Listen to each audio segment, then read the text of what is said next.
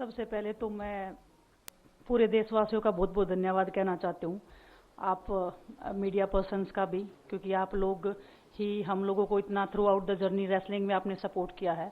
तो मैं उम्मीद करती हूँ कि मैं आपकी उम्मीदों पे खरा उतरूँ बिल्कुल। और कांग्रेस पार्टी का मैं बहुत बहुत धन्यवाद करती हूँ, क्योंकि जब बोलते हैं ना कि बुरे टाइम में पता लगता है कि अपना कौन है। जब हम रोड पे घसीटे जा रहे थे तो छोड़ के बीजेपी को, देश में जितनी भी पार्टियां हैं वो हमारे साथ में थी, हमारे दर्द को समझ पा रही थी, हमारे आंसुओं को समझ पा रही थी। मैं बहुत प्राउड फील कर रही हूँ कि मैं ऐसी पार्टी में, एक ऐसी विचारधारा में हूँ जो महिलाओं के साथ हो रहा अन्याय और उनके साथ बुरे बर्ताव के खिलाफ खड़ी है। वो लड़ाई लड़ने के तैयार है, सड़क से लेकर संसद तक। और मैं विश्वास दिलाती हूँ पूरे देशवासियों को कि जो मेहनत, जो लगन से हमने रेसलिंग में काम किया है, हम चाहते हैं कि देश के हर एक नागरिक को जो दर्द, जो तकलीफ हमने झेली है, खासकर महिलाओं के लिए, हर एक उस महिला के साथ में हम खड़े हैं जो अपने आप को लाचार, अपने आप को बेबस समझती है।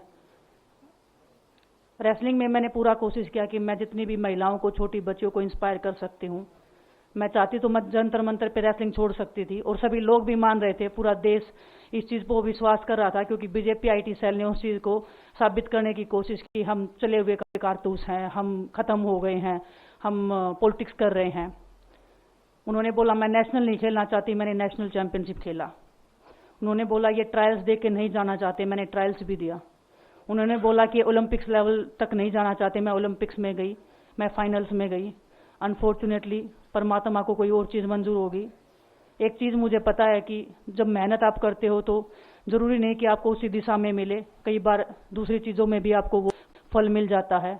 और परमात्मा ने मुझे मेरे देश के लोगों की सेवा करने का जो मौका दिया है, वो मैं मानती हूँ कि उससे बड़ा पुण्य का काम कोई नहीं हो सकता है। मेरे लिए बहुत प्राउड की बात है। एक मैं नई पारी की शुरुआत कर रही हूँ आज से। मैं चाहती हूं कि जो हमने फेस किया एज ए खिलाड़ी होने के नाते, उन सब खिलाड़ियों को वो चीज ना फेस करनी पड़े। हम उनकी लड़ाई में साथ हैं। शायद उनको आज हिम्मत मिले कि जो पार्टियां पावर में रहती हैं शायद वो साथ में नहीं खड़ी हो, लेकिन उनके बहन भाई हैं जो उनके साथ में खड़े हैं। और हमें पता है स्पोर्ट्स में कितना गलत होता आया है, नहीं बोल पाते हैं खिलाड़ी। आप हमसे देख लो, बजरंग के ऊपर डोप का बैन लगा दिया 4 साल का, सिर्फ किसी लिए कि सिर्फ उन्होंने आवाज उठाई थी हमारे साथ बैठ के। तो उसका भुगतान हम कर रहे हैं, आज तक कर रहे हैं, लेकिन हम डरेंगे नहीं, पीछे नहीं हटेंगे। जो लड़ाई थी वो जारी है, खत्म नहीं हुई है। कोर्ट में हमारा केस चल रहा है, वो लड़ाई भी हम जीतेंगे, जिंदगी की जंग भी हम जीतेंगे।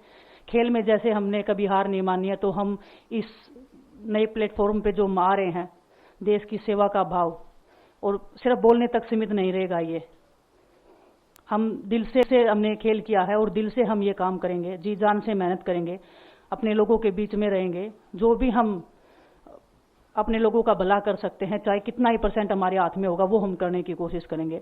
और मैं अपनी बहनों को बताना चाहती हूँ कि आपकी बहन आपके साथ में है। किसी भी मुसीबत में, किसी भी पल, किसी भी क्षण आप ऐसे मत समझना कोई भी आपके साथ में नहीं है। जब कोई नहीं खड़ा होगा तो मैं आपके साथ में जरूर खड़ी रहूंगी, कांग्रेस पार्टी आपके साथ में जरूर खड़ी रहेगी। ये हमने फील किया था, और मैं वादे से कह सकती हूँ, दावे से कह सकती हूँ कि बिल्कुल आपके साथ भी खड़े रहेंगे। आपको बधाई कि आप कांग्रेस में आई हैं, आप शायद चुनाव भी लड़ेंगी, और निश्चित तौर पे आप एक चेहरा है आंदोलन का। लेकिन लोग ये जानना चाहेंगे कि वो लड़ाई अभी अधूरी है, अभी अदालत में है, इसके पहले बीच में ही आपने राजनीतिक पारी शुरू कर दी। क्या ये बेहतर नहीं होता कि वो लड़ाई को आप अंजाम तक पहुंचाते? और राजनीति के लिए तो आपके पास काफी लंबा नहीं, इतना लंबा नहीं प्लीज। ओलंपिक फाइनल वाला पे जो ओलंपिक्स की आप बात कर रहे हो, किसी दिन फुर्सत में बात करूंगी। बहुत इमोशनल चीज है मेरे लिए।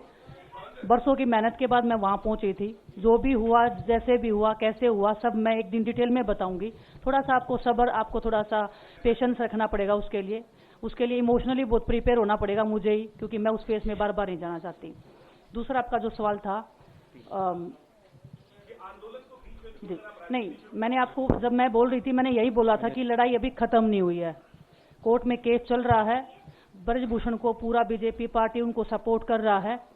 हमारे साथ में अपोजिशन खड़ा है। कांग्रेस पार्टी ने, हम जब रोड पे घिसट रहे थे तो पहली पार्टी थी जो हमारे सपोर्ट में खड़ी थी। कनिका को लेने उन्होंने उनको जो सपोर्ट दिया हुआ, आज हमारा परिवार हमारे सपोर्ट में खड़ा है, तो हमें एक ताकत मिलेगी, एक हौसला मिलेगा, क्योंकि आपको पता इतनी बड़ी लड़ाई बिना हौसले के, बिना ताकत के नहीं लड़ी जाती है। वो लड़ाई को हम अंजाम पे पहुंचा के आपसे उस दिन मैं बात करूंगी। बिल्कुल, धन्यवाद। तो विनेश जी और बजरंग जी, मेरा आपसे सवाल है, क्योंकि अब लोग आप कांग्रेस पार्टी में शामिल हो चुके हैं, लगातार ये खबरें चल रही हैं कि आप लोग चुनाव लड़ना चाहते हैं। क्या आप लोग कांग्रेस पार्टी के टिकटों पे चुनाव लड़ना चाहते हैं, और क्या विनेश जी आप अपनी चुनावी पारी की शुरुआत इस चुनाव से करेंगी? अब कांग्रेस में आई है तो फिर और किसी टिकट पे थोड़ा ही जाएंगे।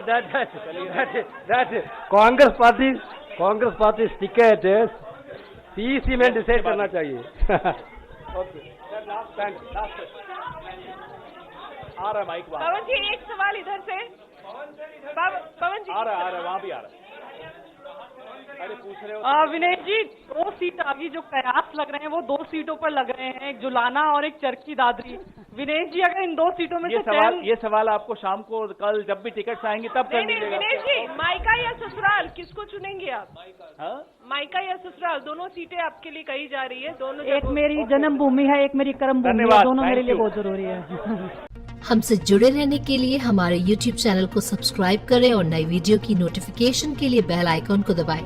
अगर आप ये वीडियो Facebook पर देख रहे हैं तो लाइक जरूर करें और ज्यादा से ज्यादा शेयर करें। धन्यवाद।